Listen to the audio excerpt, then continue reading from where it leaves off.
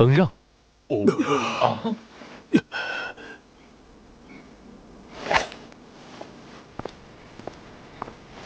清晨，啊，你刚才有施展出全力吗？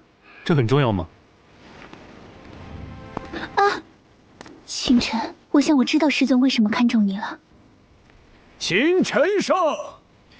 一位地级初级的武者，3笔血脉的觉醒者，竟然败在了一位人级后期的武者手中，而且对方还没有施展出血脉。到底发生了什么？灵山郡主是怎么说的？梁大师，你是怎么看出来小女不如秦晨的？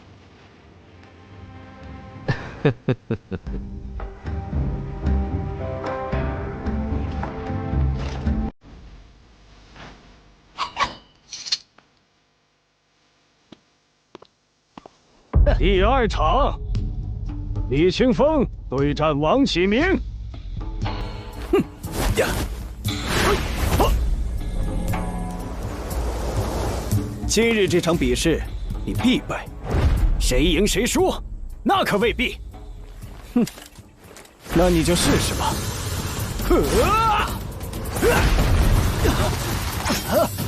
好拳法，但还不够快。太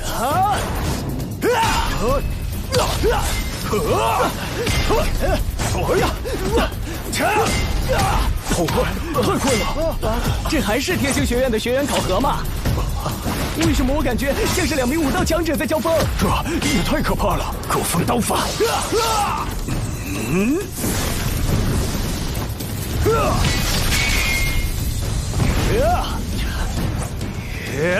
天月拳！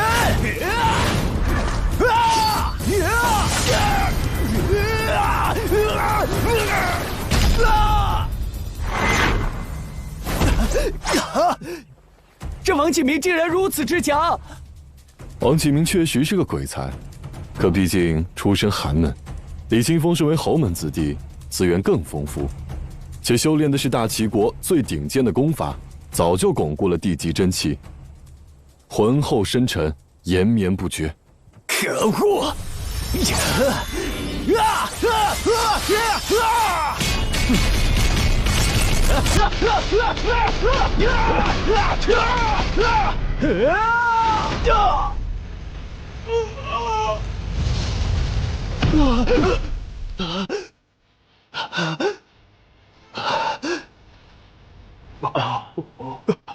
这王启明身上竟然有这么多伤口！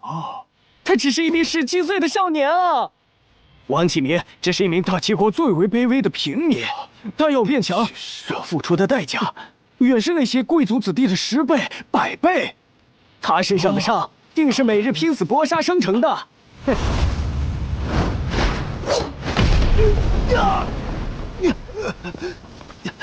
就这点实力吗？哼，平民终究是平民，无论如何努力，也难逃失败的命运。这个世界是贵族的，狗永远都别想成为上等人。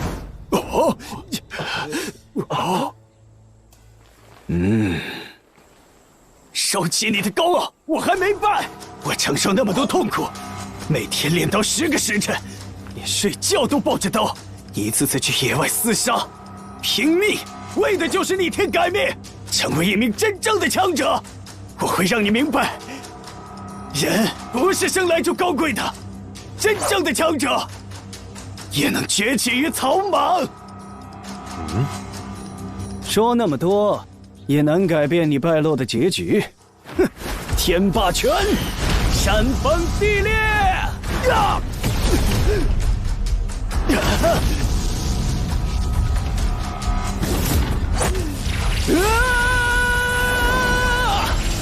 血风一刀！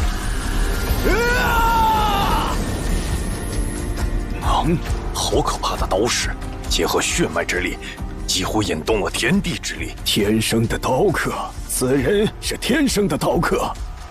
此子若是继续成长下去，未必不能领悟刀意。这一刀，即便是地级中期巅峰的武者，都未必能挡住。不知李清风如何应对？你说他能领悟刀意？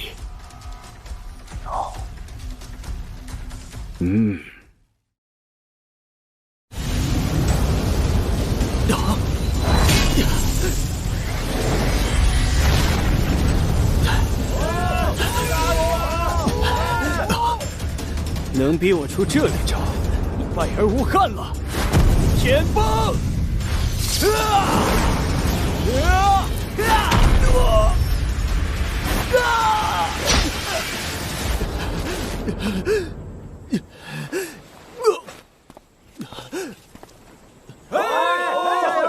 我说过，这场比赛你必败无疑。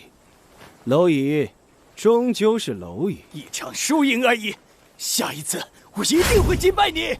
你起步便不如我，论资源，我永远比你多；论功法，你也比不上我，如何能赶超我？我们之间的差距只会越来越大。那就看着吧。想不到在这大齐国，竟也有意志如此坚定之人，足可和五域的一些天才比拟了。此人若是能成长起来，将来必定不凡。王启明白了，看来冠军注定是小侯爷李清风的。李清风是武安侯大公子，功法血脉武技天资，在我大齐国都是1等1的，其他人如何能与之相比啊？你们可别忘了，还有秦晨呢。秦晨，他是强啊，可他毕竟崛起的太晚，等阶也比李清风低了一阶，这一阶就是一道鸿沟，不是那么容易就能跨过去的。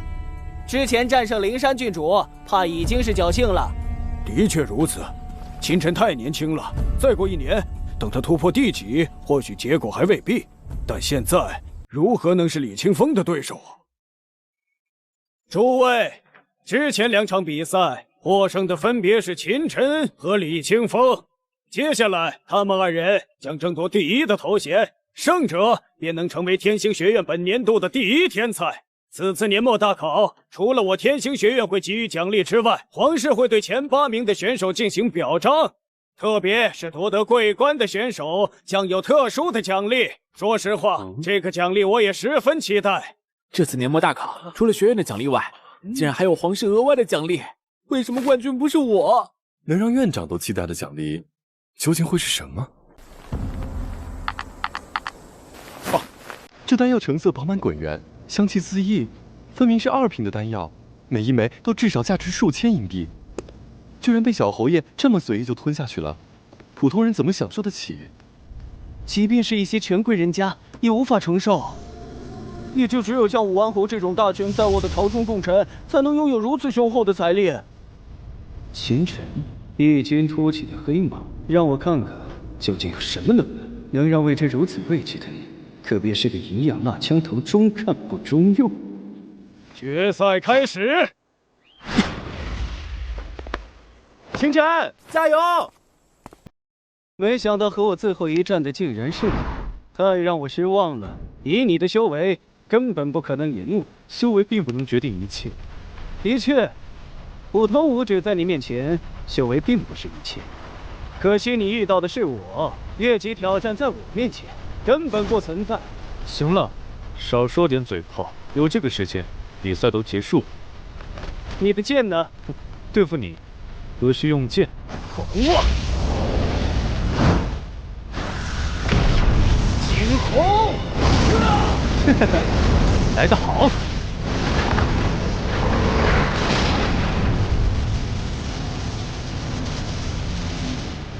武安侯以拳法闻名，作为后人，李清风果然也继承了他的衣钵。据说李清风从小就接受最顶级的拳法指导，从出生开始遵循李家秘法，一双拳头每日都要接受药液的浸泡，一双铁拳对力量的承受是同等武者的1倍以上，韧性和破坏力也更强。太不可思议了，这还是天星学院的学员大考吗？简直是2名经历过生死的顶尖地级武者在搏杀。长江后浪推前浪，这2人成长起来，必能成为我大齐国顶级强者。特别是那秦晨，施展的居然是最基础伏虎拳，竟能和以拳法著称的武安侯世子战成平手，实在无法想象秦晨是如何做到的。无论修为、功法、武技，李清风都已经是年轻一代中巅峰中的巅峰了，真是匪夷所思啊！天夜拳。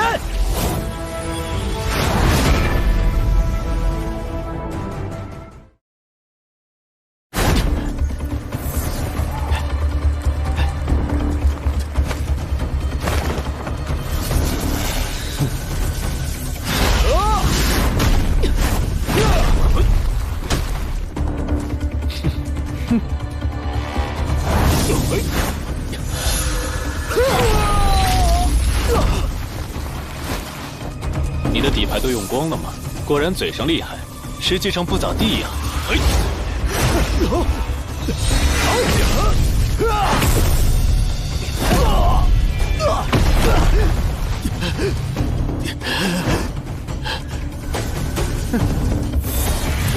找死！前锋，这是击败王启明的那一招。这一招，让我来会会你。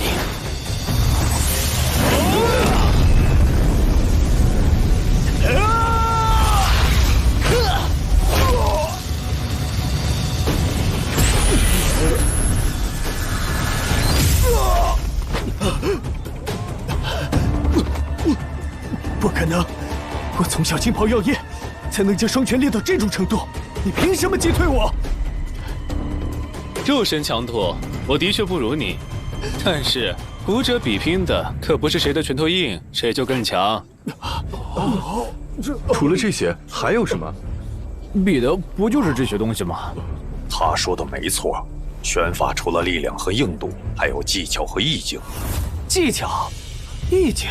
刚才秦晨和李清风的战斗看似势均力敌，但实际上秦晨对力量的控制更加精妙。他的每一次出拳，除了动用手臂的力量，还将腰、腹、腿等全身所有肌肉力量都爆发了出来。一拳击出，除了刚猛之外，还有一股柔力，达到了刚柔并济的程度。表面看上去，两人施展出了同样的力量，但秦晨却将力量发挥得更加完美。反之，李清风每一次攻击都被秦晨用柔力巧妙地抵消掉了一部分。如此一来，秦晨所受到的冲击其实只有李清风的一半，甚至更少。对力量的掌控精妙到如此地步，即便是我也觉得震惊。要知道，就算大多数天级的武者，也未必能做到这一点。这秦晨哪里是废物啊，分明是个怪物啊！秦家还真是好运气。几年前出了一个秦风，现在又出了一个秦晨。定武王一脉，自恃苍僧。不，我才是天星学院的第一天才。不管是谁，不走属于我的荣誉。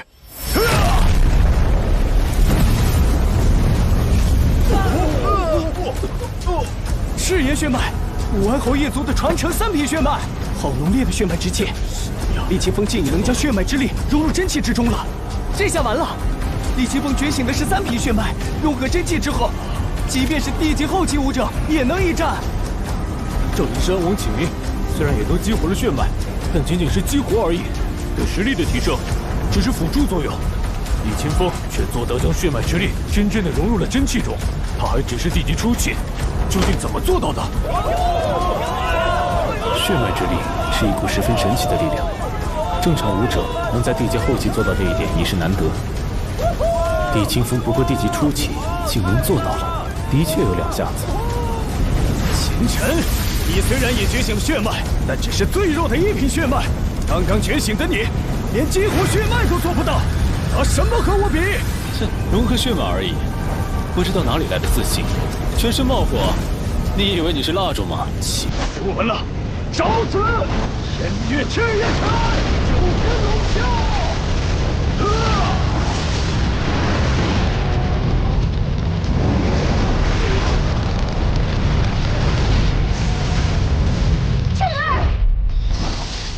来得好！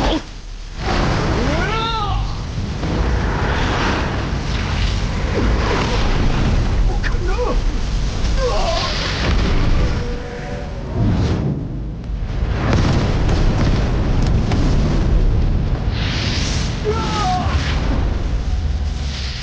融合血脉，我也会。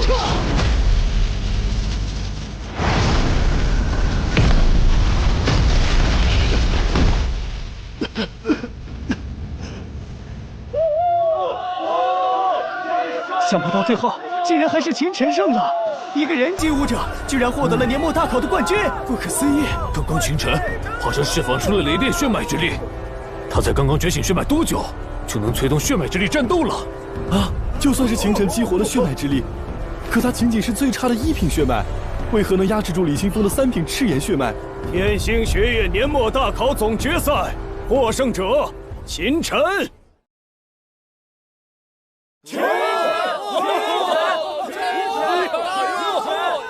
看清了吗？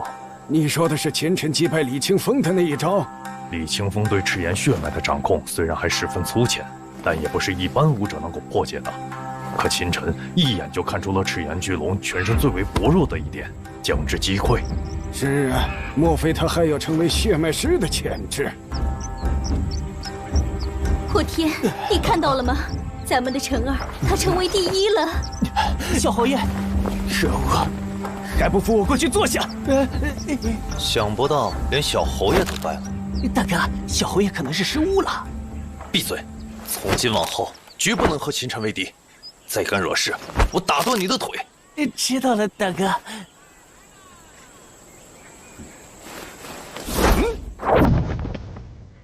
期末大考的冠军终于出现了，接下来进行第3、第4名的比试。院长，魏神说，那此次天星学院大考的前4名已经确定，冠军秦晨，第2名李清风，第3名赵灵山，第4名王启明。哇！现在有请各位选手上台接受奖励。第1名弓箭戒指1枚，玄奇中等武技功法1本，以及1万银币。哇，太丰厚了吧！最低级的1枚储物戒指都在10万银币之上，玄奇中等的武技功法同样有价无市，对比起来，1万银币反而是最不起眼的。我见过许多一鸣惊人的天才，最后却归于平凡。打败他们的不是仇敌，而是骄傲自满。好好努力，相信你的未来一定会一片光明。多谢院长教诲。你还有什么要求吗？学生还真有一个要求，希望院长能够满足。你说。学生希望能把奖励中玄级中等武技折换成银币。秦晨不会脑子抽风了吧？把功法换成银币，他在想什么啊？那可是玄级中等的功法。就是呀，就算是定武王府本身拥有玄级的功法，但是天星学院的玄级功法可是连皇室都不曾拥有的。对我来说，玄级中等的功法并不稀奇，我脑海中熟悉的天级功法都有不少。相比而言，囊中羞涩才是首先要解决的问题。修炼需要的资源太多了。你确定？我确定。好，我答应你了，但只能兑换10万银币。你现在还来得及反悔。多谢院长。空间戒指的使用需要特殊的方法，我教你。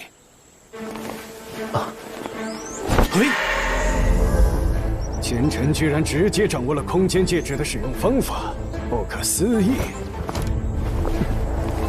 诸位，接下来有请灵武王。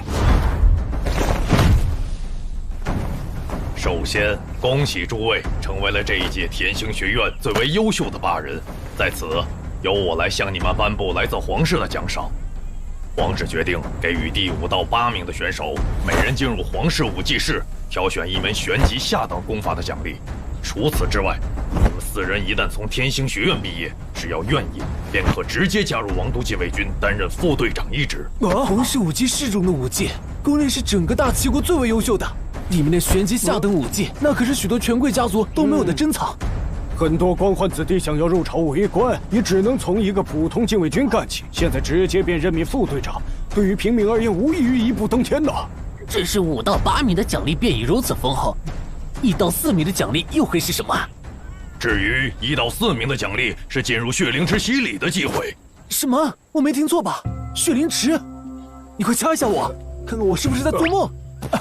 疼死我了！半年后会有人带领你们在皇宫集合，前往瑶祖山脉接受血灵池的洗礼。你们好好把握这个机会，在这半年里尽可能的提升你们的修为，以便能够吸收更多的血灵液。血灵池？真的是血灵池！天哪！皇室怎么舍得将如此宝贵的名额给予这些15、16、17岁的少年？根据惯例，以往被皇室选入血灵池的，基本都在20到23岁的地级后期，且有望短时间内跨入天级的天才。怎么这一次，血灵池洗礼之后便是5国大赛？每一届进入血灵池的名额，基本都是为了接下来的5国大赛而准备。上一届的5国大赛，我们大齐国2人闯入前10，这才获得了8个名额。秦晨他们一下子就占掉了4个，这……哦耶！哦！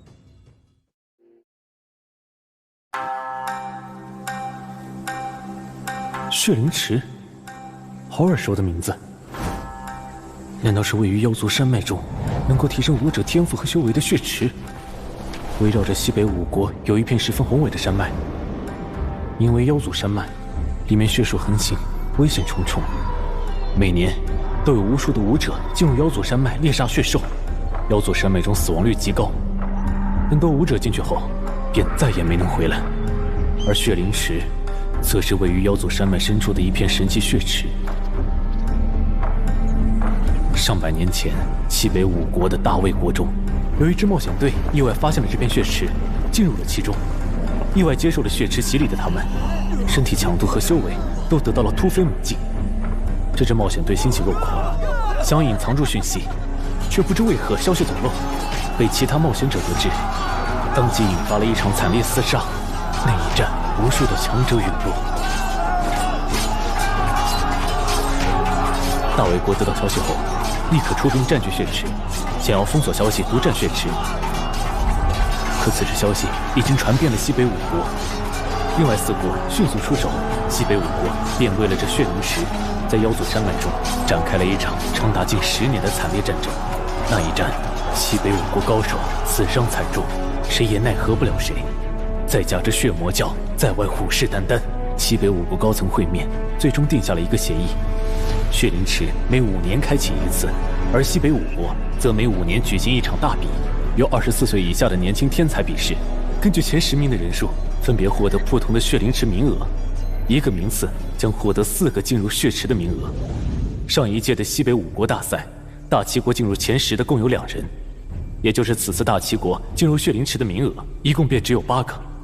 一般而言，这8人都将是下一届参加大比的选手，因为进入血池的他们，修为都会得到一些提升，争取能够闯入前10，以便获得更多的名额。这一次，居然给了我们4个，其中必然有某些原因。无论秦晨他们天赋有多高，毕竟还太年轻，即便是接受了洗礼，也不可能在西北五国大赛上闯入前10名。这4个名额给予他们，简直是浪费。延续近100年的血池名额选拔中，还从未发生过今天这种情况。只要接受了血池的洗礼，未来定将一片光明，至少成为天级的强者，轻而易举。想不到我竟然也能获得进入血灵池的机会。秦晨，这次让你侥幸赢得一局，血池洗礼之后，我一定会击败你的。是吗？啊？秦晨，我也不会输给你的。我等着你们。自从我苏醒以来，就已经开始发力，想要超越我，可能吗？哼！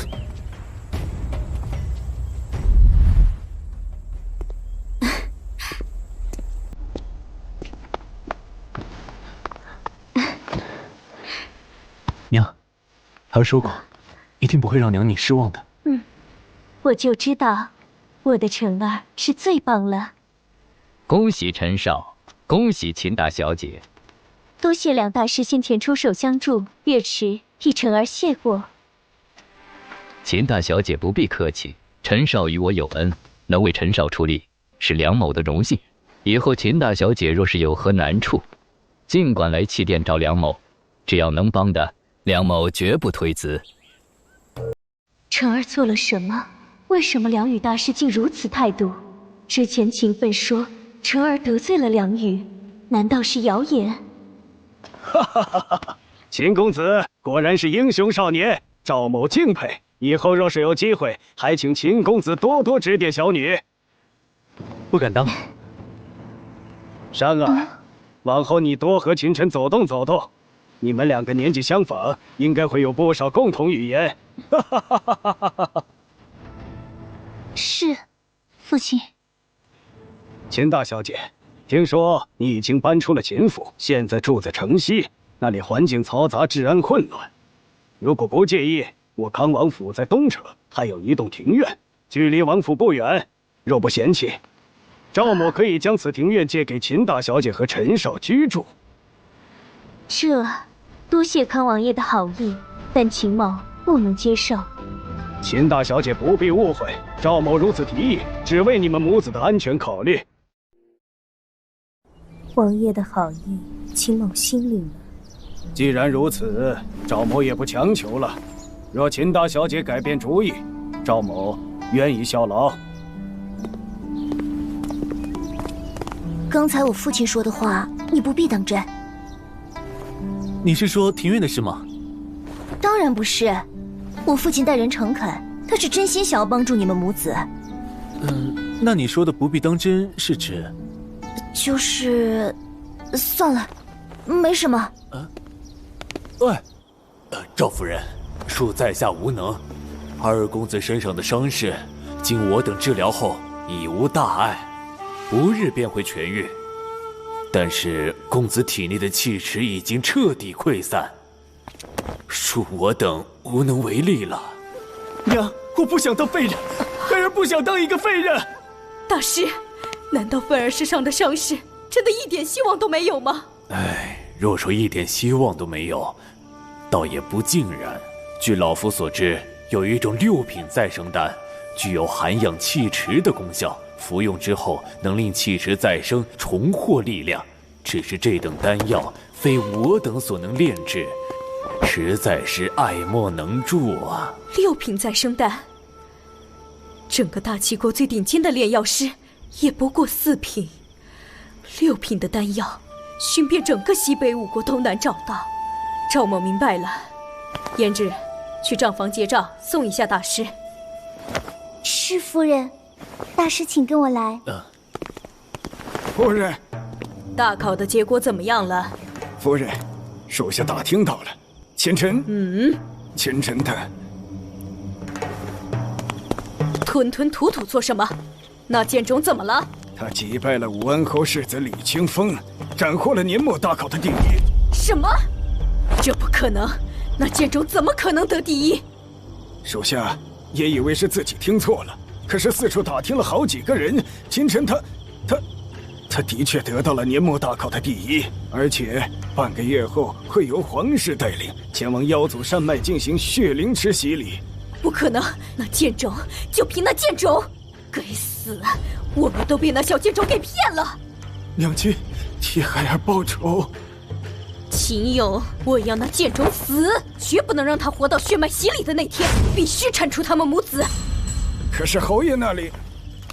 别管侯爷了，这件事办成，我放你还乡，带着儿孙后半辈子享尽清福。是，属下马上去办。这一次，绝不能再搞砸了。如果你再失手，我保证，你永远都见不到自己的家人。请夫人放心，属下一定会办得妥妥当当。下去吧。是。大小姐，秦晨少爷，对不住了，你们不死，王府永无宁日。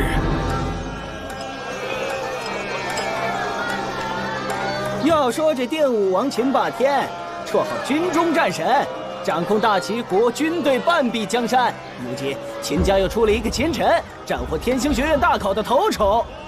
如此显赫，秦家的声势实在是逆天啊！可是我听说秦晨已经被秦家逐了出去，看来秦家暗中也有争斗啊。这事我倒有所耳闻，秦家主母赵凤其实早就看秦月池母子不顺眼，这一次年末大考，秦分气池都被废了，怎么可能作假？我也听说了，天星学院已经传出的消息，经过调查，葛洪被秦家收买，意图让秦晨在考核中过不了关，并且亲自安排秦晨和秦奋交手。楚魏陈院长一怒之下，直接废去了葛洪的大半修为，剥去导师头衔，逐出学院，同时上书皇室，要求对秦家插手天星学院考核一事进行严惩。想必秦家家主秦远红此时已经在金銮殿上被骂得狗血淋头了。天星学院在我大齐国的地位一向超然，王都无数权贵子弟都在天星学院修行，就连皇室的皇子公主，往往都会安排进天星学院。你们秦家竟敢破坏天星学院的规则，秦远红，你可知罪？启禀陛下，此事微臣毫不知情，微臣回府之后一定查明缘由，给陛下和天星学院一个交代。哼，那朕就给你3天时间，查明真相。另外，你秦家罚俸1年，做出检讨，还天星学院一个公道。微臣遵旨。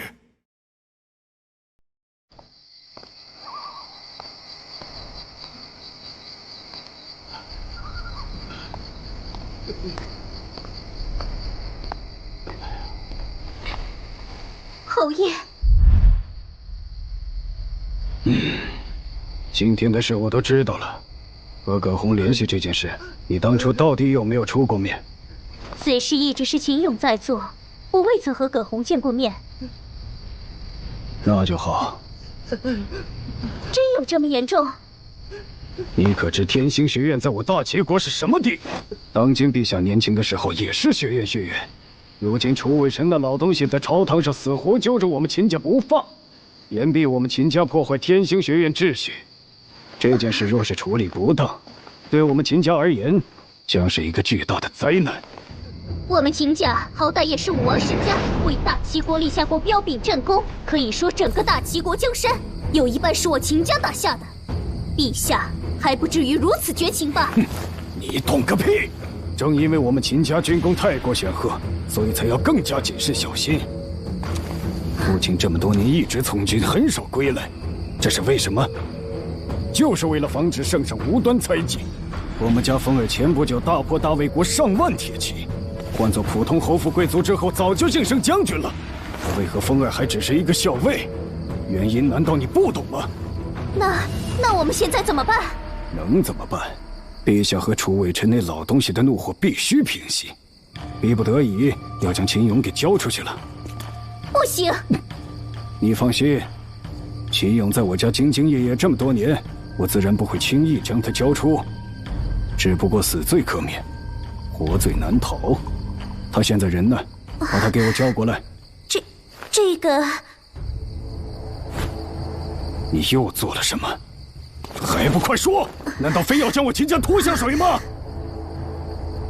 秦勇已经被我派出去了。你不会是……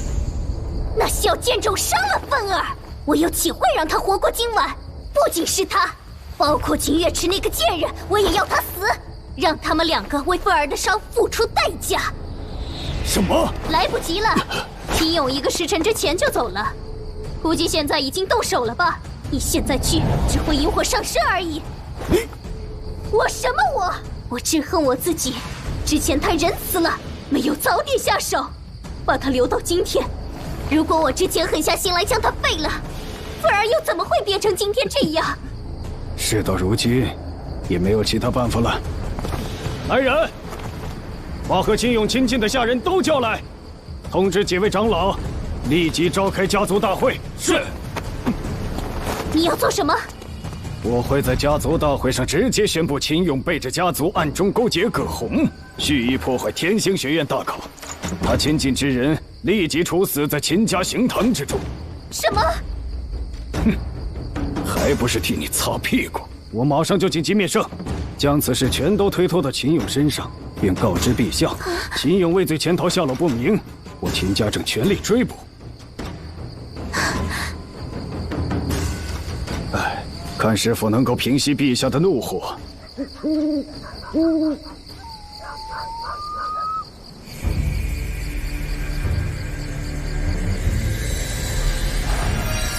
终于突破人界后期巅峰了。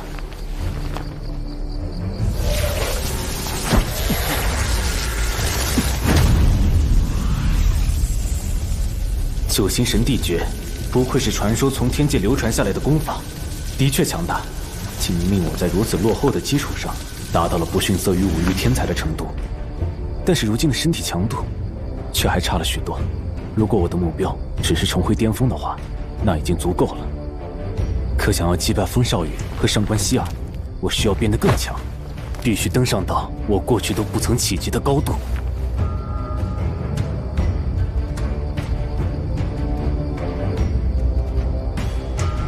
我只有超越前世，才有机会报仇雪恨，夺回曾经属于我的东西。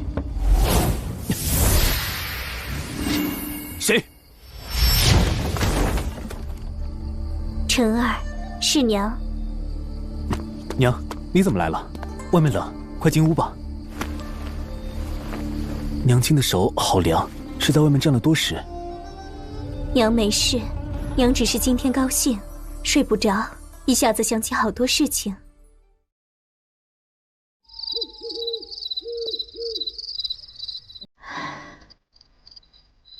你3岁的时候不小心掉进府中的池塘里，被人救起来的时候，已经昏死了过去。娘担心的要命，急忙带着你去轩医药阁抓药。第2天你才醒。你不知道娘当时有多么害怕，害怕会失去你。娘，你记错了吧？孩儿掉入池塘那一年都5岁了，而且足足昏迷了3天才醒。娘，你就在床榻边陪了孩儿3天。孩儿醒来的第1眼，就看到娘亲你累得靠在了床榻边上。我还清楚地记得，娘亲睡着睡着，在梦里就哭了。那个时候，孩儿心中就暗暗发誓，绝不能让娘亲再掉眼泪。是吗？也许是娘亲记错了，娘这些天可能太累了。孩儿还记得，那次并不是孩儿不小心掉进池塘，是秦奋故意将我绊下去的。如果不是秦颖姐发现了我，就来下人把我捞上来，恐怕已经没命了。赵凤母子从小就瞧不起我们，还在秦府的时候，孩儿就发誓一定要成为一个强者，所以发奋修炼。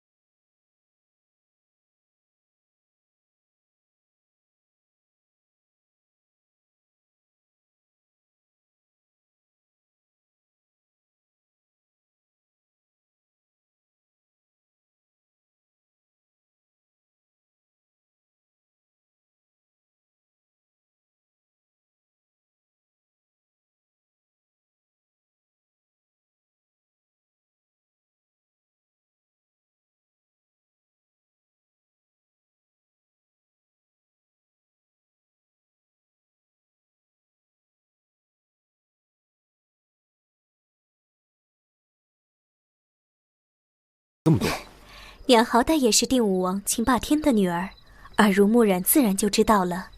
好了，娘就不打扰你休息了，你早点休息。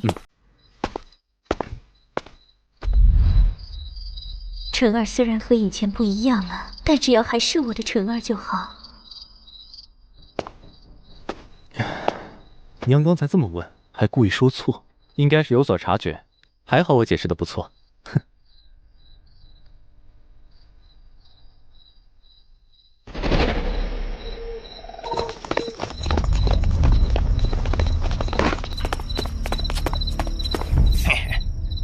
这里应该就是那秦月池和秦晨的住处了。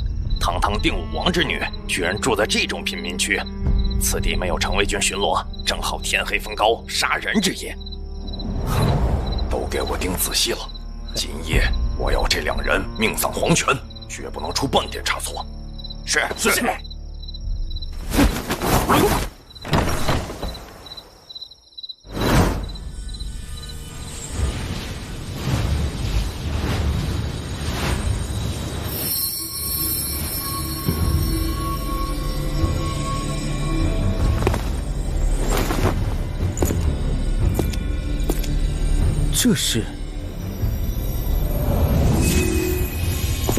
这是什么？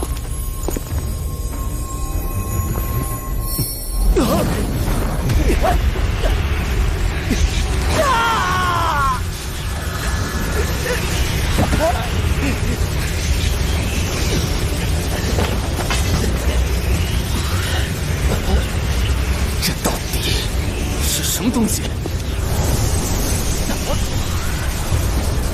绝不能昏死过去，否则我的灵魂定会被红尘残渣。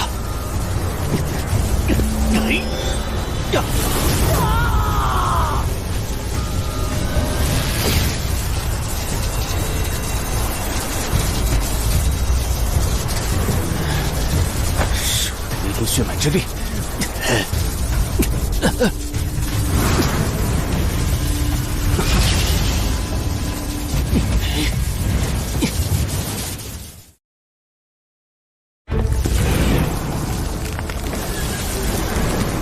这神秘宝剑到底是什么？为什么我的血脉在吸收其中的力量？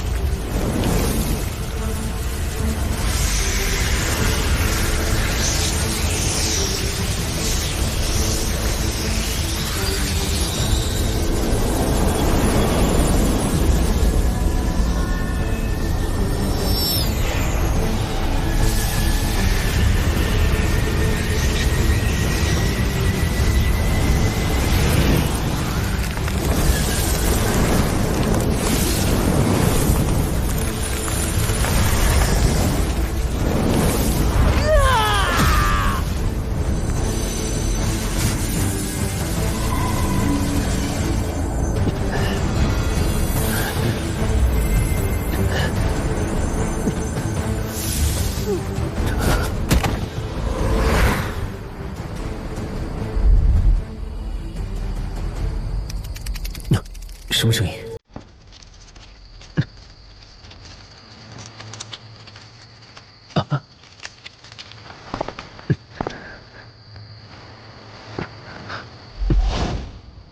怎么回事？我的精神力比原先强了数倍之多。精神力的修炼比修为艰难太多了，否则这世上的炼器师、炼药师和血脉师也不会如此稀少。我这一晚上的蜕变，等于省了近10年的苦功，还有我的皮肤，整个人像是脱胎换骨了一般。什么动静？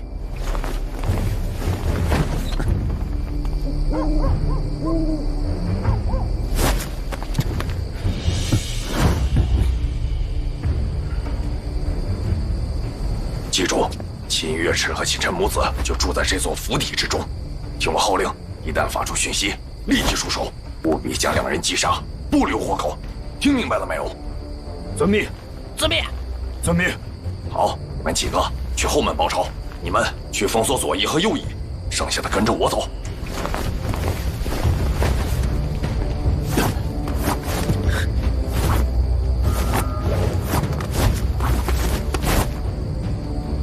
这个声音是秦勇，秦家好狠的心，竟然想要我和母亲的命。还好我精神力突破，之前查探了下，包括秦勇这个地阶后期巅峰的高手在内，一共8个地级高手，这下棘手了。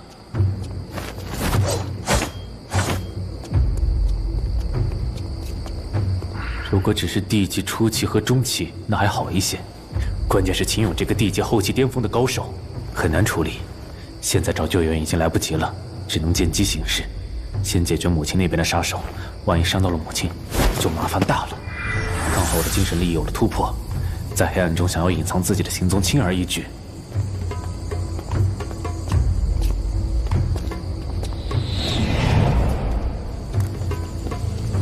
是。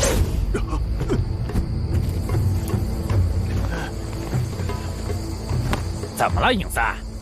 这附近好像有人呢。这里除了咱们还能有谁？你不会感觉错了吧？除了咱们还能有谁加班到这么晚？别开玩笑了，等我用精神力感知一下。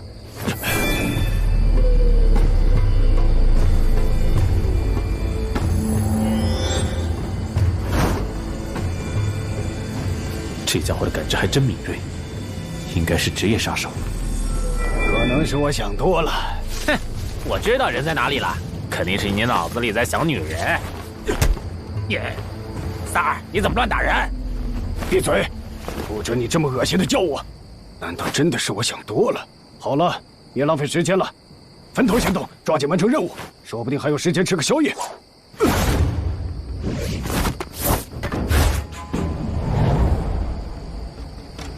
又剩我一个，连个鬼影子都没有。他们分头行动了，好机会。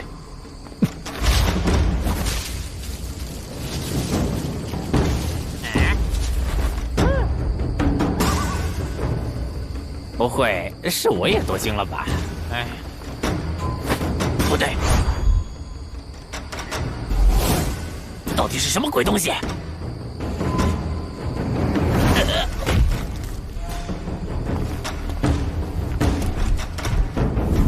第一个，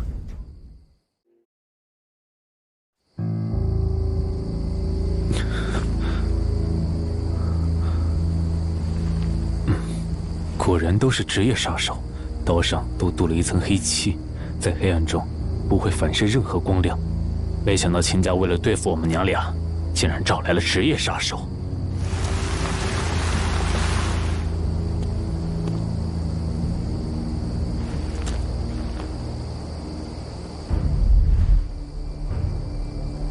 这一次的目标竟然是秦府大小姐，定武王威名赫赫，杀了他的爱女和孙儿，定会在王都掀起一场腥风血雨，真是想想都兴奋啊！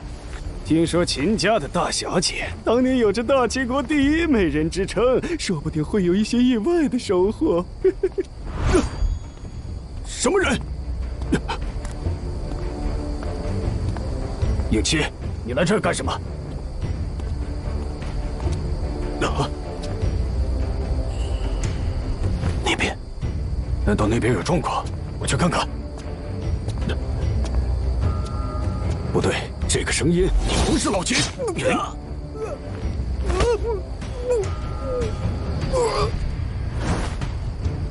第二个，剩下的人都是奔着我去的。母亲这里暂时安全了。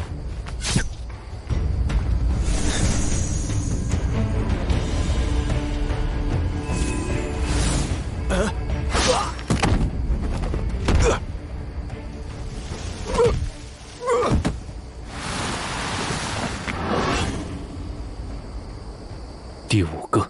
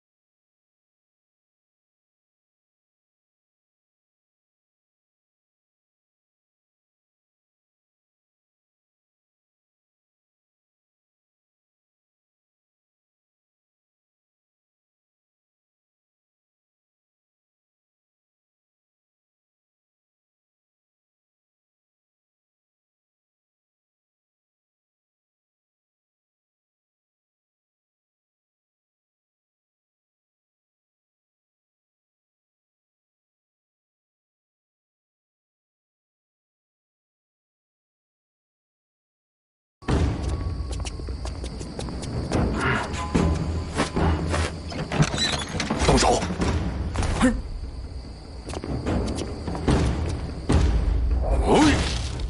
不对，床上没人。那小子去哪里了？出去！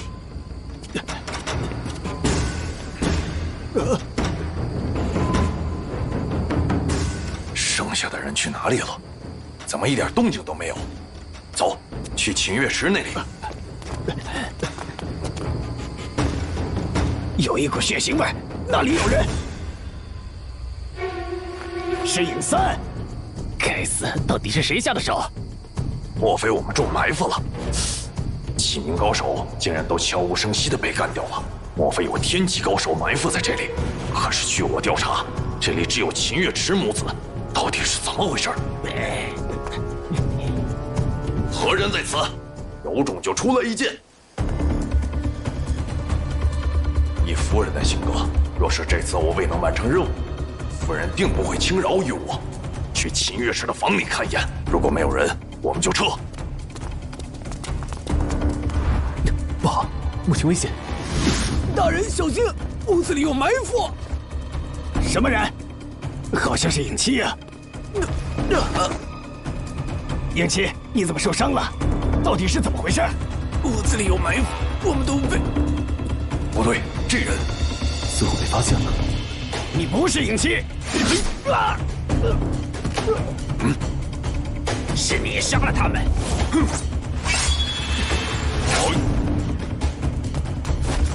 必须先干掉一个。精神冲击！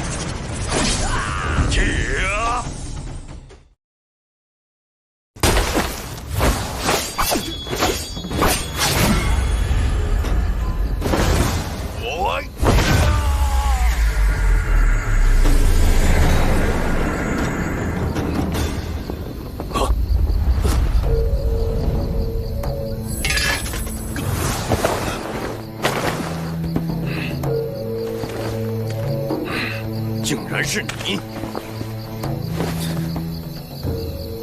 深更半夜的带这么多人给我请安，是不是太隆重了，秦勇？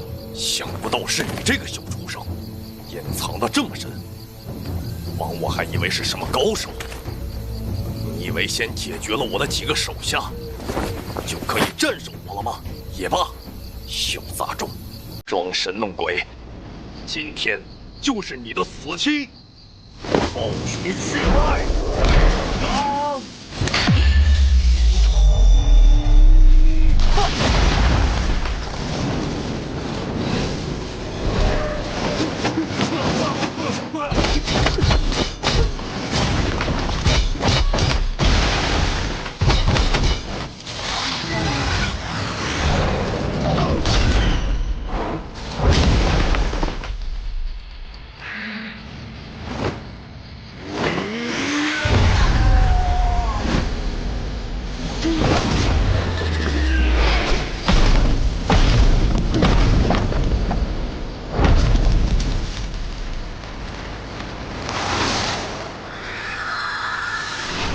好强的力量，居然被躲过去了。我带来的人都死在了他手里，此子太诡异了。如果我还把他当成毛头小子，倒霉的必然是我。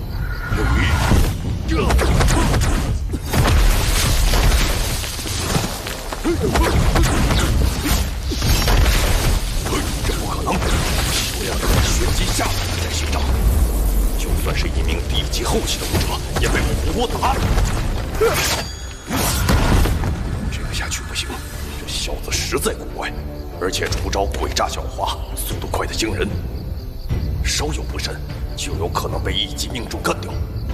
我就不信，我堂堂一名地级后期巅峰的武者，还对付不了一个小屁孩儿。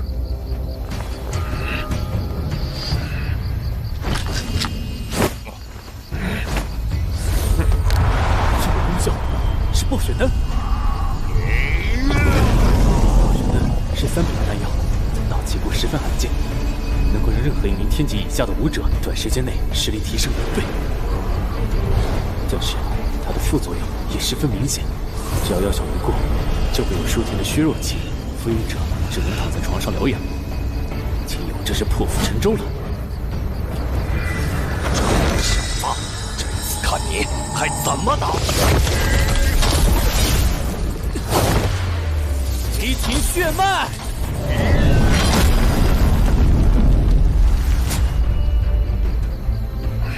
我连这颗珍藏了多年的暴血丹都用上了，为何还是杀不了他？今日不灭此子，将来死的必然是我。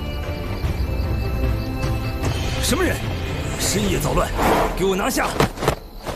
都城卫军，他们不是应该驻守在达官贵人极多的东城，为什么会出现在这西城平民区？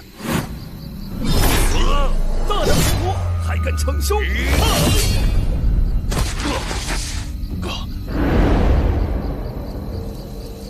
好强的实力！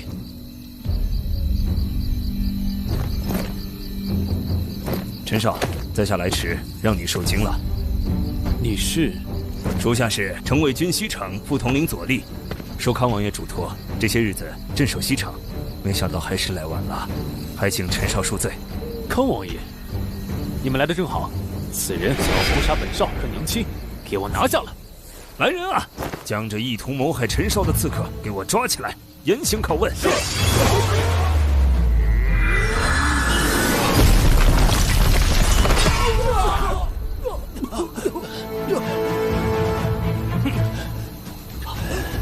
总统领，这家伙是个硬茬。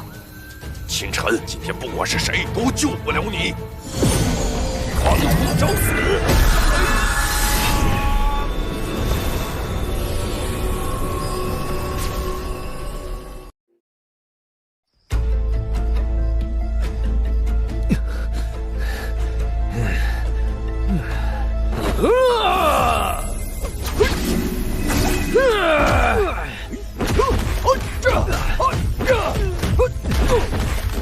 左统领处处被压制，根本不是刺客的对手。如果左立都不击败，那就麻烦了。届时我只能亲自出手。但是这样做必然要暴露出更多的底牌，恐怕会引来一些不必要的关注。有了，左统领，进攻他的左肋。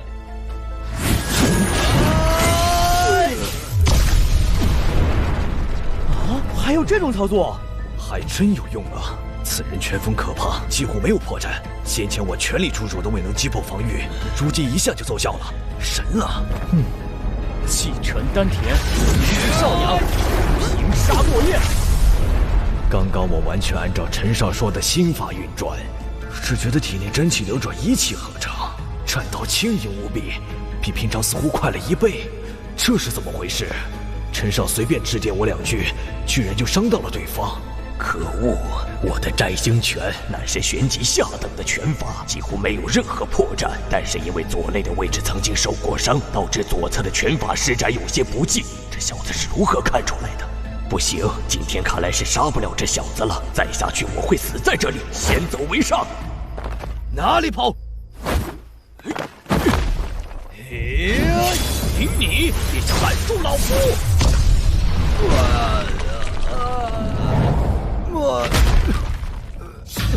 秦晨，今日先留你一条狗命，来日再杀你。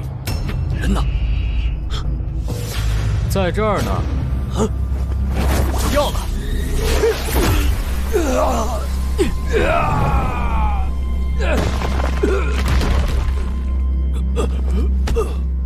连左统领都无法对付的秦勇，竟然被秦晨给解决了，难以置信啊！这……哼！今夜多谢诸位的帮忙了，若非诸位，我和家母恐怕就要危险了。在这里先行谢过诸位。哪里的事？开什么玩笑！如果不是秦晨，就凭我们几个，恐怕都要死在秦勇手上。难怪康王爷会对他如此上心。15岁就获得了这一届天心学院大考的冠军，我们人生英雄出少年。大恩不言谢，诸位今日出手相助，日后我秦晨必有回报。陈少，你说笑了，这是在下的职责所在，分内之事，又岂能图什么回报呢？左统领，先别着急拒绝。若我没看错，您的经脉受到过损伤，应该是冲击天级境界的时候造成的。等下次我有时间，可以帮左统领你医治一番。他怎么知道？当年左统领在城卫军中被誉为最有可能突破天级的副统领，可惜5年前他仓促的冲击天级，导致经脉损伤，之后修为就再没有寸进过。这些年没一位药师能够治愈左统领，他自己甚至都已经心灰意冷了。现在陈少竟然说能为左统领医治，陈少，我这伤势真的有救？经脉受损又不是绝症，如何治不好？哎呀，我，瞧把你高兴的。等回头我找个时间替左统领你治疗一下。现在也不早了，还劳烦左统领你们把这里收拾一下。对，你们赶紧把庭院收拾一下。是。说起来，刚才外面的动静那么大，娘亲房间中一点动静都没有，不会出什么事吧？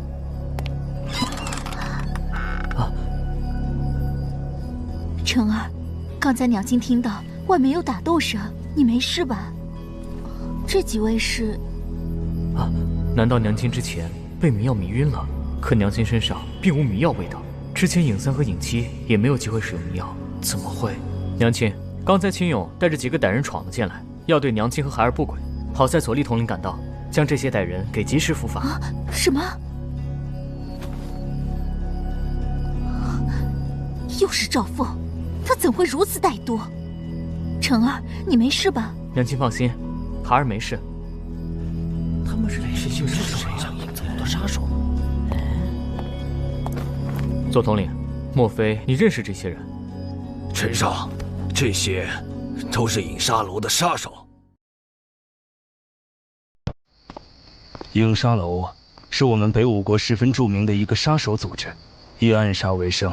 北五国的皇室无不想将其除之后快，但这个组织十分隐秘，无人知晓他们的本部在哪，因此一直无法根除。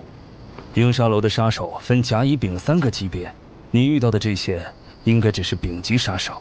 每一个人都至少暗杀过数名和自己同级别的武者，而且我听说影沙楼十分护短，所以陈少以后千万要小心啊！哼，影沙楼吗？影沙楼的丙级杀手至少也是地级初期以上，而且个个手段毒辣，即便是我遇到，也要万分小心。想不到这些杀手却全都死在了陈少的庭院之中，看样子都是一击被杀，身上一点反抗的痕迹都没留下。真是匪夷所思啊！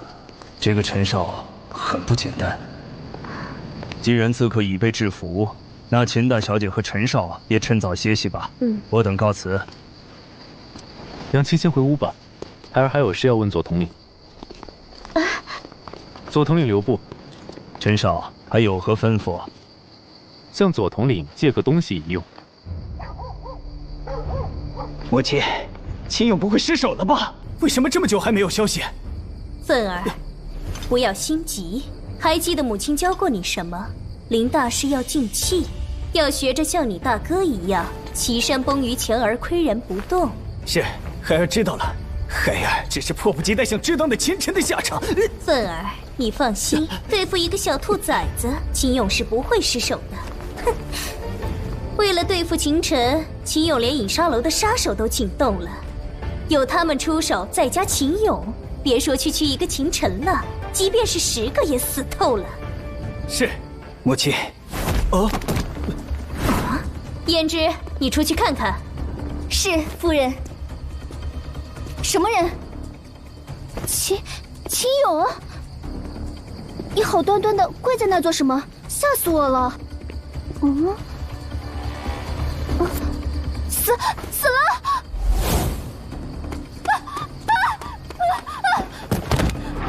胭脂，深更半夜，你乱叫什么？难道不知道凤儿要好好静养吗？到底怎么回事？夫人，是秦勇，秦管家。哦，秦勇回来了，那你乱叫什么？还不带他来见我？不是，他就在外面。什么不是？算了，我还是自己去见他吧。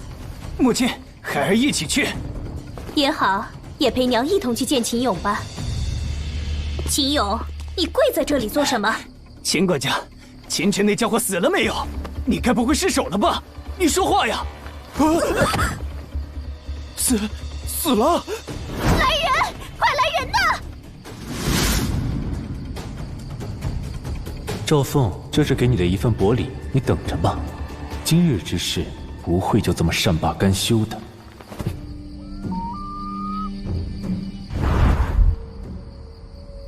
老爷，现在该怎么办？哼，都是你干的好事。是秦晨那小畜生，一定是他干的。老爷一定要让他死，否则的话，我们秦家将永无安宁啊！秦勇刺杀秦晨这件事，明日必然会引发一场轩然大波。现在该考虑的是明天怎么在朝堂上向陛下和外界解释。还有，秦勇乃是地级后期巅峰的高手，带着影沙楼的高手怎么会死在这里？难道有高手在暗中保护那秦晨？若是这样的话，就得从长计议了。秦远红，今天你必须要给我个解释。二弟，不要这么急躁，不妨先坐下来喝杯茶。秦远红，你别给我装傻，秦勇到底是怎么回事？二弟，你现在是越来越不把我这个大哥放在眼里了。大哥？好一个大哥！你有把自己真的当成是大哥吗？你把三妹母子赶出秦府还不够，非要赶尽杀绝吗？放肆！你是怎么和我这个家主说话的？至于秦勇之事，我先前也并不知情，此事我自会向陛下解释，不需要你操心。好一个不知情！也罢，别的我也不多说了。若是三妹他们母子真有半点意外，我秦远志绝不甘休。到时别怪我不念兄弟情。还有你赵凤，这里是秦家，还轮不到你一个赵家人做主。哼！你，老爷，你看看他成何体统！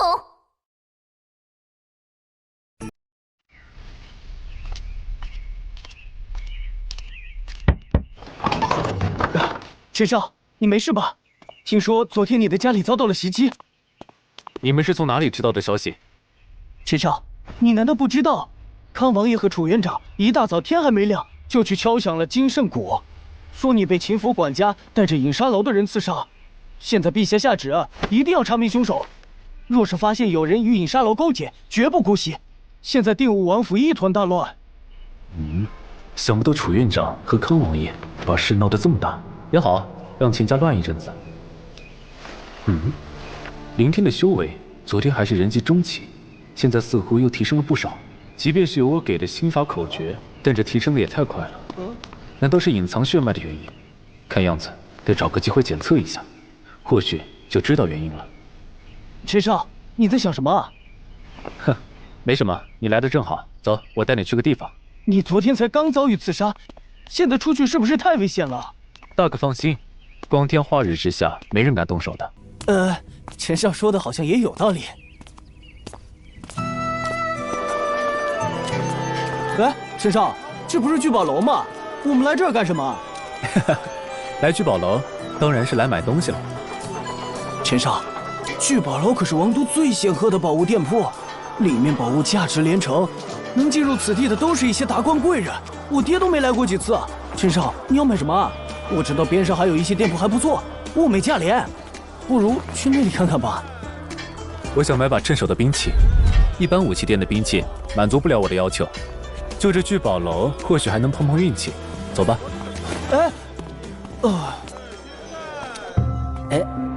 钱多多大人，这次还是去贵宾室吧？那还用说？不过今天怎么还是你啊？要我说，你们聚宝楼就该请几个女服务员，这样大家才有消费的兴致嘛。钱多多老爷，您说的是，不过小的服务也很好的，保证把大人您服侍的舒舒服服。行吧，你们店里新到了什么值钱的货色？都拿来给我看看。不值钱的就算了。得嘞，钱多多大人，你里边请。狗屎运呢！希望我今天也能遇到一个款爷。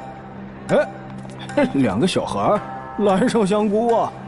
算了，就当我倒霉吧。两位贵客想看点什么？咱聚宝楼是大齐国首屈一指的宝店，几位想买点什么，只要钱到位，我聚宝楼保证让您满意。随便看看。看样子又是来聚宝楼见识见识的乡巴佬。哇，陈少你快看，是聚气丹，还有凝血丹、活心丹，天哪，各种丹药都有，简直太厉害了！这聚宝楼里的丹药，估计都能和丹阁相提并论了。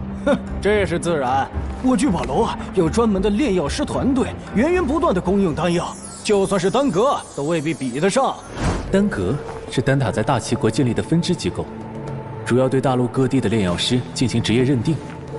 里面的炼药师热衷的都是研究全新的丹方，炼制顶级的丹药。这聚宝楼也就出售些大众货色的丹药罢了。客官，两位是想购买丹药吗？我们这里最便宜的丹药都在50银币一枚，贵一点的至少也要几百银币一枚。听到价格后应该被吓傻了吧？没钱就赶紧走，可别影响我赚提成啊！几百银币一枚的丹药，没错。这么便宜，看来都是一些低级丹药，也就骗骗人傻钱多的主。算了，我还是看看别的吧。居然说便宜，你一个小屁孩买得起才怪！我可没那么多时间陪你们瞎逛，得速战速决。两位这么看下去，恐怕半天也看不完我们聚宝楼啊！不知两位想要购买什么，在下也好给两位一些建议。我准备购买一件兵器。两位请跟我来。这里就是我们聚宝楼的武器区了，两位想要什么兵器啊？尽管挑选。两个小屁孩，只要一看到这些武器上标着的价格，估计就会吓走了吧？这里价格最低的估计也在数千银币，就算我身上的钱全都加起来，估计也买不起一件最便宜的兵器啊。我需要一柄上好的剑，给我介绍一下吧。这小子没一点自知之明的吗？你看看自己身上的衣服。1个银币就能买到一身，到底哪儿来的勇气说出这话？还上好的剑，我介绍个锤子，你买得起吗？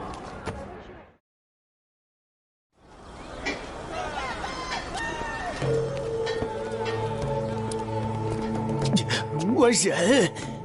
这把剑是由气店专门的炼器师利用青钢铁炼制而成，功效非凡。施展起来，破空之声如惊雷震耳，能够迷惑对手心智，而且锋利无匹，在一阶兵器中属于上品。价格嘛也不贵，也就5000银币左右。阁下要不要来一把？5000银币？哇，这把青钢剑已经是我们聚宝楼最便宜的一把长剑了啊！我们聚宝楼只有精品，从来不卖外面的那些垃圾。这柄剑中的确糅杂了部分青钢铁，不过量太少，只有50克左右。一柄3尺长剑，青钢铁融入的量至少要在200克，才能将剑身的强度打造到极致。50克的青钢铁虽然能让剑身锋利，但韧性不够，和同级别的武器碰撞个数百克，就会有碎裂的迹象。这柄剑韧性不够，有别的吗？买不起就直说，还韧性不够？你懂什么叫韧性？以为自己是练习大师吗？这柄爆炎剑加入了火山晶石，是由气殿的冷漠大师锻造。冷漠大师？那可是王都气殿中赫赫有名的炼器大师啊！这柄爆炎剑啊，虽然是冷漠大师早期的作品，但却是不可多得的精品。现在正逢旺季促销，只卖8000银币。好强的一柄剑啊！不愧是冷漠大师的精品。一般人级武者有了这么一柄宝剑，实力至少能提升1个级别，越级对战怕也是丝毫不惧啊！火山晶石融入长剑，的确是能够给长剑附带上火焰属性，但必须是火焰系血脉和火系功法的拥有者。对普通武者实力的增幅与正常长剑也相差无几，纯属浪费罢了。还有别的吗？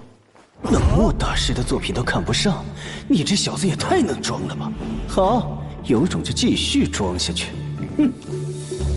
这柄辉耀剑啊，是用玄铁、辉耀石、月光砂等多种特殊材料熔炼而成，采用了特殊的锻造手段，是冷漠大师的巅峰作品之一。不过价格嘛，也不是一般人能承受得起的，售价15000银币，谢绝还价。15000银币，这么贵啊！这柄辉耀剑，阁下总归满意了吧？这柄剑应该是基础武士中的玄钢锻造法打造而成。玄钢锻造法虽然对材料的利用率高，但在熔炼过程中会对武器结构造成一定的损伤，令材料的延展性被破坏。如此一来，对真气的承受能力也就差了不少。在武域中，这种锻造手段早就已经被淘汰了。想不到这大齐国还在使用。你们聚宝楼就这么点东西，太让我失望了。难道没有其他更好的兵器吗？更好的东西我们聚宝楼有的是，可你买得起吗？还在这挑3拣4的，装模作样也要有个限度啊！要是弄坏了我聚宝楼的东西，卖了你估计都赔不起。怎么回事啊？徐管事，这2个小子分明买不起东西，却还嫌这嫌那儿，属下实在是忍受不了了，才出口呵斥。2位客人是这样吗？我只是想买一件兵器，你们的伙计却狗眼看人低，竟拿一些不入流的货色给我，还怪我买不起。这小子谁呀？竟敢说聚宝楼的宝物是不入流的货色？聚宝楼乃是王都首屈一指的宝物店，这里的东西不入流，那整个王都可就没宝物了。徐管事，听到没有啊？这可不是小的在搞事啊！怎么，随便拿点破铜烂铁就想让我买下？你们聚宝楼就是这么强买强卖的？破铜烂铁，你也不撒泡尿照照，穿成这样还敢嫌我拿的东西差？徐管事，这可不是我看不起客人啊，某些所谓的客人实在是太把自己当回事儿了。这位客人，我聚宝楼开门迎客，向来要求对每一位客人都要恭恭敬敬，有求必应。但若是有人借着我聚宝楼的规矩来我聚宝楼闹事消遣，也休怪我聚宝楼不给面子。想不到这管事也是一名地阶后期巅峰的强者。误会，这里面有误会。徐管事，我们都是天星学院的学员，绝对不是来聚宝楼闹事的。林天，别说了，你是在威胁我？聚宝楼就是这么做生意的。小子，有胆量，真以为我不敢惩治你？来人！徐管事有何吩咐？给我将这2个少年拖出去，扔到门口。如果敢反抗，就给我打断他们的双腿。敢在我聚宝楼闹事儿，不知死活。是，我们是天星学院的学员，你们敢对我们动手？我管你们是谁，别说你们是天星学院学员，就算是侯门子弟，在我聚宝楼闹事儿，也照打不误。这不是天星学院这一次年末大考的冠军秦晨吗？还真是他！大考的时候我就在现场，亲眼目睹他打败李家小侯爷拿了冠军。果然是秦晨，那他身边的那个是林家的少爷吧？如果不是林家少爷说自己是天星学院的学员，我一时还想不起来。难怪总觉得有点眼熟。秦晨，他们说的，难不成是？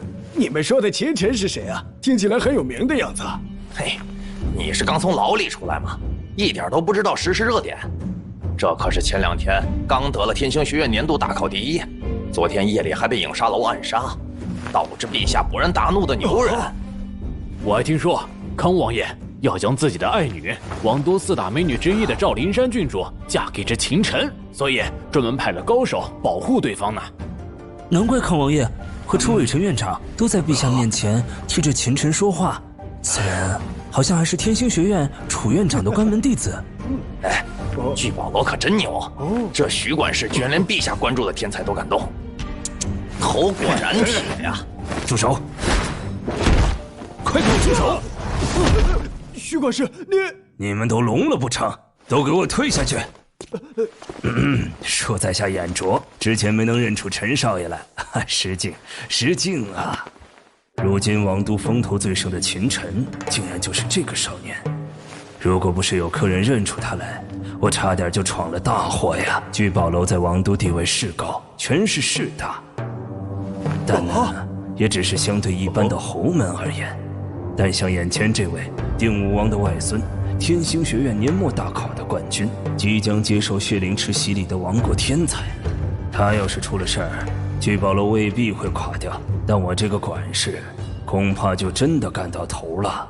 阁下刚才还不是说要让人把我们扔出去，打断双腿的吗？哪里，陈少爷，您一定是误会了，我怎么会说这样的话呢？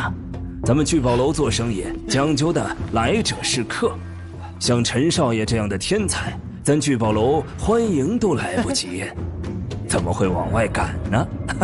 误会，绝对是误会。是吗？当然，我刚才的意思是将那伙计拖出去，他竟敢对陈少爷无礼，实在是有损我聚宝楼的颜面。来人啊，给我将这家伙拖出去！徐管事，我给我闭嘴！你得罪陈少爷，还想狡辩不成？哎呀！来，陈少，千万别被这些没眼力劲儿的人打扰了兴致。我亲自带您好好的逛逛。这1层的宝物啊，其实只是我们聚宝楼最普通的，2楼的珍宝阁才是我们聚宝楼真正的宝物所在呢。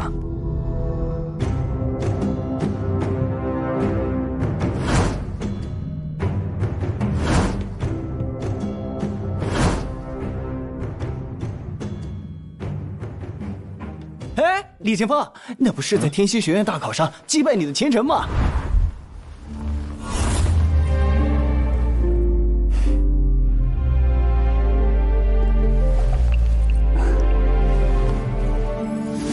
他就是秦晨，看起来也不咋地嘛。听说此人是秦家的私生子，不久前还被赶出了秦府，正如丧家之犬一般呢。被这样的小子给击败，李清风啊！你还真是给我们长脸呢！切，丧家之犬，人家就算是私生子，那也是定武王的外孙，有种你们当着定武王的面说这话。更何况，我记得葛兄和连兄当年毕业的时候，也只是年末大考的第3和第4名吧？哼，那也比你败给一个私生子要强。我等当年的对手可是4王子和秦风。就是，那秦风何等厉害！你们这就承认自己技不如人了？难怪连决赛都没进，都是这秦晨，不然我等怎么会在如玉小姐面前丢人？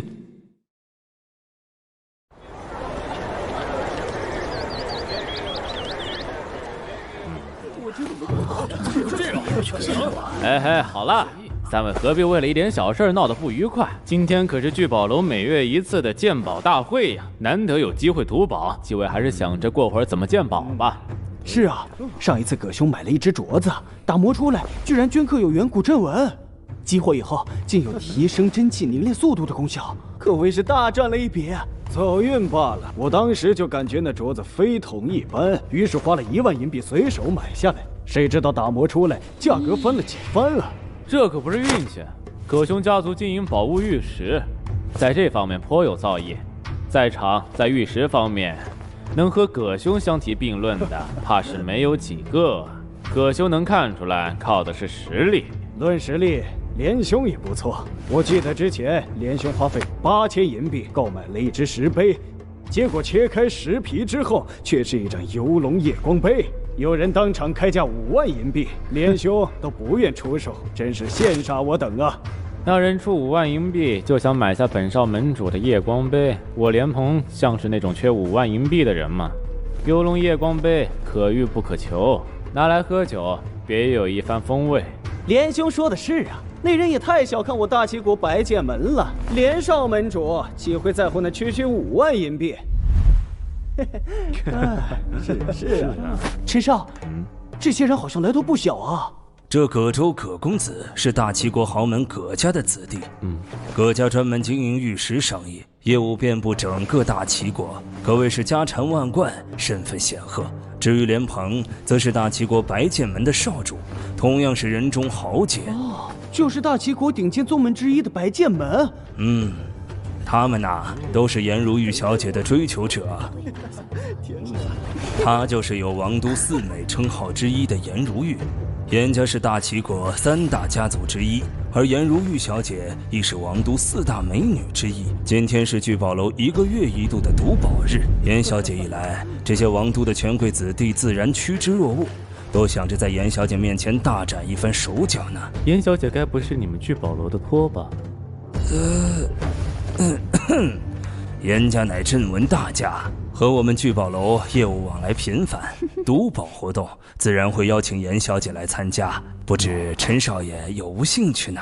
这赌宝我在五欲道也见过，天武大陆拥有极其浩瀚的历史，在辽阔的历史河流中，曾经无数庞大的文明湮灭，许多上古远古时期的宝物被掩埋在地下，经过岁月的尘封，表面的泥土便积压成石皮。即便是宝物大师，也未必能一眼看出来其中究竟是什么。楼管事，这一季的赌宝到底什么时候开始？我们都已经等不及了。是啊，我们几个都快等了1个时辰了，真是迫不及待啊！诸位先别着急，这一次赌宝之物是我们聚宝楼耗费大代价从一个远古遗迹中得来，所以准备的时间长了一点，还请大家稍安勿躁。楼管事说的是圣洛秘境吧？我们就是打听到这个消息，才专程过来的。圣洛秘境中的宝物，一般情况下可不多见。圣洛秘境，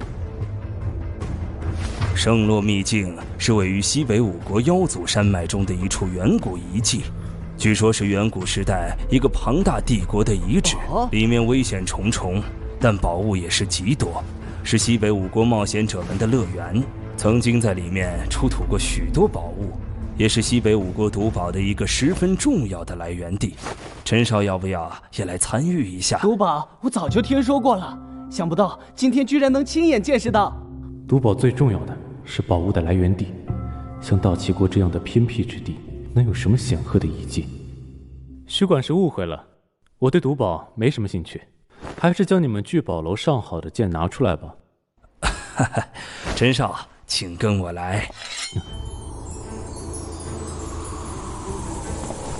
陈少，这柄是2阶的冰离剑，乃是冷漠大师炼制而成，融合了极北寒铁，威力非凡。陈少可以看一下。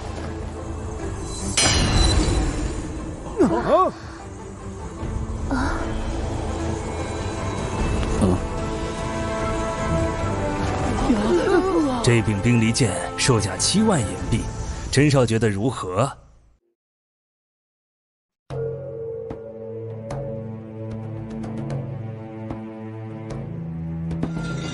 一般般吧，冰属性的长剑也并不是适合我。还有其他的吗？有，当然有。这几把都是上好的2阶长剑。这2层的宝物比起1层，的确是要强了1倍不止。基本都是2阶级别的长剑，炼制手法也更加讲究。但是以我的眼光，随便一眼至少能看到7、8处纰漏的地方，还不如我随便炼制一把来得好。看来是我高估了大齐国的炼器水平。唉，这些也都太一般了，难道就没有更好的兵器了吗？这个，阁下好大的口气啊！不知道的人还以为是什么绝世强者前来挑选神兵呢。这小子还真能装逼啊！气垫冷漠大师炼制的宝兵啊，都觉得一般。哎，一件2阶宝兵至少数万银币，这小子不会是没钱，故意在这里装蒜吧？哎，刚才你听到没有？这小子还说自己对赌宝没有兴趣，我看是没钱参加吧。这家伙该不会是为了引起严小姐的注意，故意这么说的吧？切！我说呢，这小子怎么连冷漠大师的宝兵都看不上眼？原来是在打严小姐的主意。如果想用这种办法来吸引颜如玉小姐，那他可就大错特错了。颜如玉小姐可不是那种没有眼光之人。听说这秦晨是天星学院的大考冠军，居然用这么庸俗的办法吸引我的注意。更好的兵器，我们聚宝楼自然也有，不过那都是3阶的宝兵，属于珍品中的珍品，售价都在30万银币以上。如果陈少想看的话，我可以拿来。这么贵？我身上总共才只有年末大考上得到的11万银币，本以为买一柄宝兵完全足够了，现在看来，聚宝楼的1、2阶兵器我看不上，但天级武者使用的3阶宝兵我又买不起，真是，唉。没钱还来聚宝楼，真是笑死我了！一个人级的武者竟然想购买3阶的宝兵，他以为自己是谁啊？大齐国的王子吗？刚才还在嫌弃冷漠大师的作品，不知谁给的勇气。陈少，这些人也太过分了！他们想笑就让他们笑去吧。当务之急还是得想办法多赚些钱。本来准备直接购买一件宝兵，现在看来是不成了。罢了，徐管事，你们这里有灵药吗？我们聚宝楼应有尽药，灵药自然不缺。宝兵没有买到，怎么又看起灵药来了？该不会还是个炼药大师吧？这小子可是连冷漠大师炼制的宝兵都看不上的人，如此天才，同时精通炼药也很正常嘛。装完大款，现在又装炼药师了。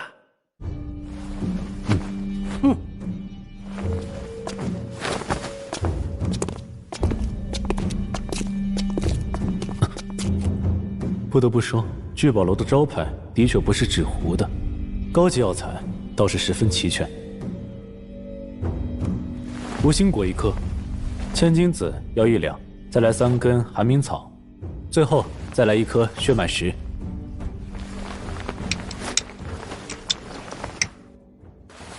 一共是38500，这500银币零头，在下做主给您去掉了，呈汇38000。徐管事，这小子能拿得出来38000银币才有鬼。听说此人已经被秦家逐了出去，现在和他母亲住在城西的贫民窟，那可是都是渣仔住的地方，身上能有钱才怪。此人估计连3800银币都拿不出来吧？他要是能拿出钱来，我把这桌子吃下去。哼！我。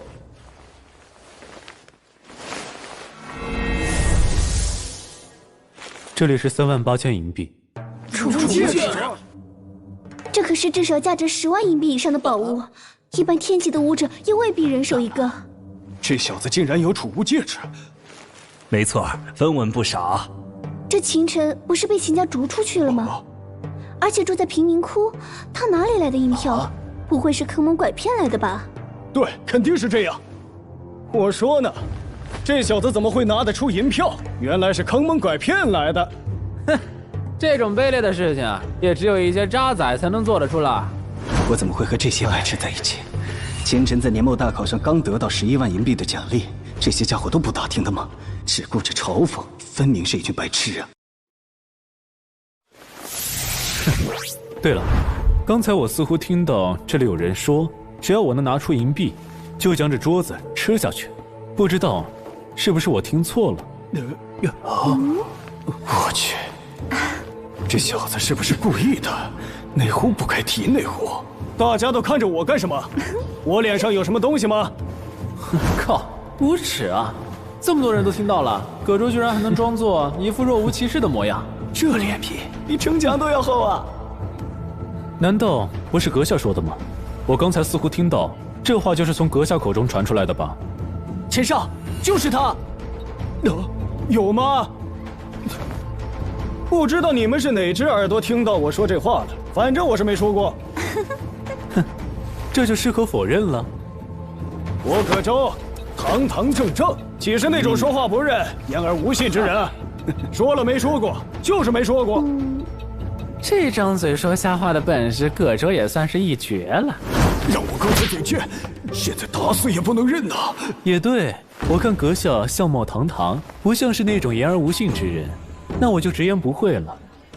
从小我娘就教我，做人如果言而无信，就和畜生没什么分别。哦，不对，应该是连畜生都不如。你，葛兄作为一个正人君子，怎么看也不像是那种畜生不如的人，你说是吧？是。诸位客官，我们聚宝楼1月1次的赌宝大会，马上就要开始了。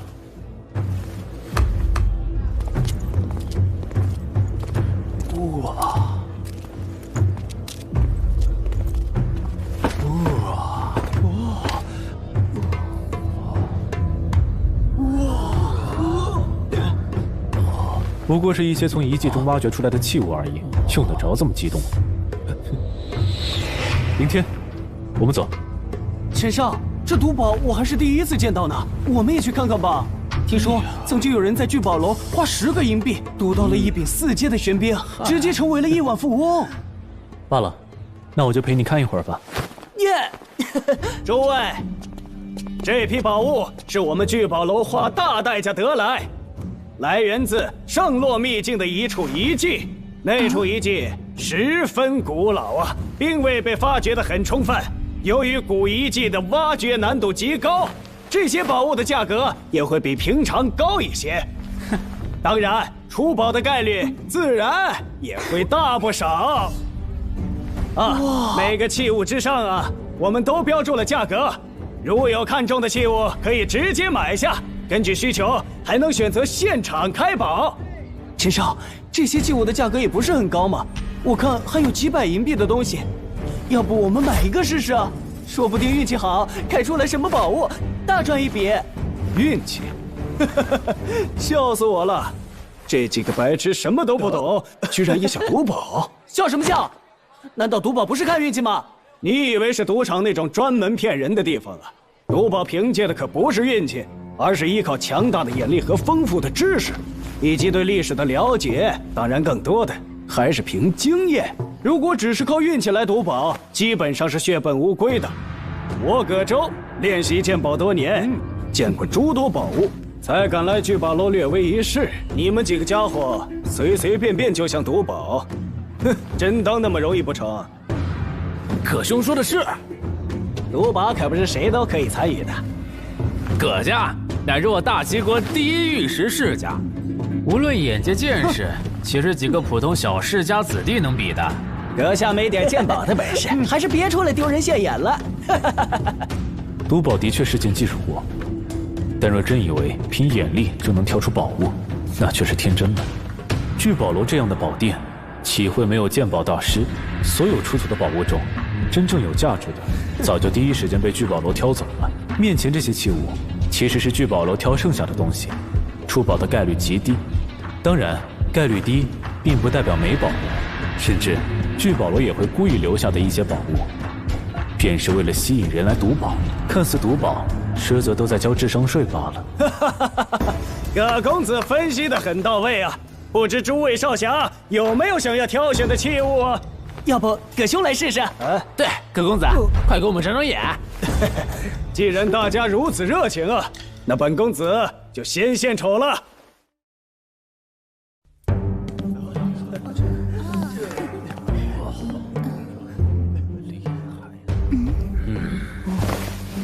今天要在严小姐面前好好表现表现。这些器物看起来都差不多，哪知道哪有宝啊？所以才叫赌宝吗？就这块了。客官，此物标价1万银币，您确定吗？1万银币而已，便宜得很。好嘞，客官，那您要现场开宝吗？还用问吗？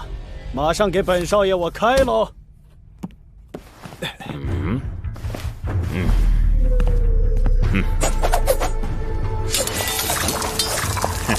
哇，有东西！果真有东西！葛公子太牛了！这是什么宝物？此玉居然连我也看不出来来历，绝对是宝贝。快让聚宝楼的杨大师看一下。对，让杨大师鉴定一下。杨大师是聚宝楼专门鉴定宝物的大师，他肯定能认出。杨大师，此物还需请您来鉴定下。让老夫看看。杨大师，怎么样？这是何物啊？恭喜公子，此物乃是极其稀有的媚玉，佩戴在身，有温润滋养武者精神、消除疲劳的效果，其价值不下于一般的2阶宝兵。媚玉，我曾听家父说过此玉，源自地底深处，如今存世，十分稀少。杨大师，不知这一块媚玉价值几何？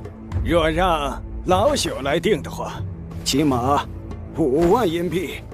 天哪，1万赌成5万，翻了整整5倍啊！葛家不愧是玉石世家，这眼光恐怖如斯。不知葛少爷这块媚玉是否出手？我愿意出5万银币向葛少爷购买。本少是那种缺5万银币的人吗？美玉自然是要配美人，才能显出美玉的价值。在下打算将这块媚玉献给颜如玉小姐，望颜如玉小姐能收下在下的一片心意。这枚玉珠，本小姐的确十分喜欢，在这里先谢过葛少了。颜小姐竟然收下了，我的女神！颜小姐能够收下在下的媚玉，那是本少的福气。看给葛州美的。那可不是，听说葛州以前也送过颜小姐不少东西，但是都被退回来了。如果是块完好的媚玉，的确价值非凡，有滋润精神的效果，对药师、炼器时都极为适用。不过，这块媚玉并非完好的媚玉，其功效连1/10都不足，居然没人看出来。连公子，要不你也来挑一块？没错，连公子也挑一块。连公子可是白剑门的少门主，眼光定然也不弱。连公子，你就开一个吧，说不定也能挑出什么宝物来。若是连公子也开出宝物，说明这批器物品质不错，这样我也就能放心剁手了。你们想的什么，我还不知道呢。不就是想让我试食吗？不过，葛州之前在颜小姐面前出尽风头，这口气我可忍不下。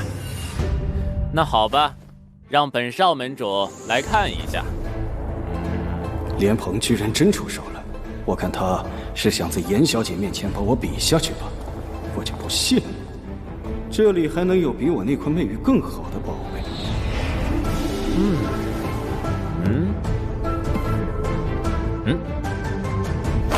就这块了。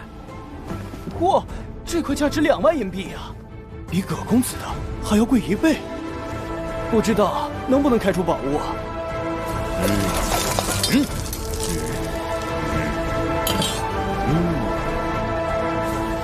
这是什么宝物？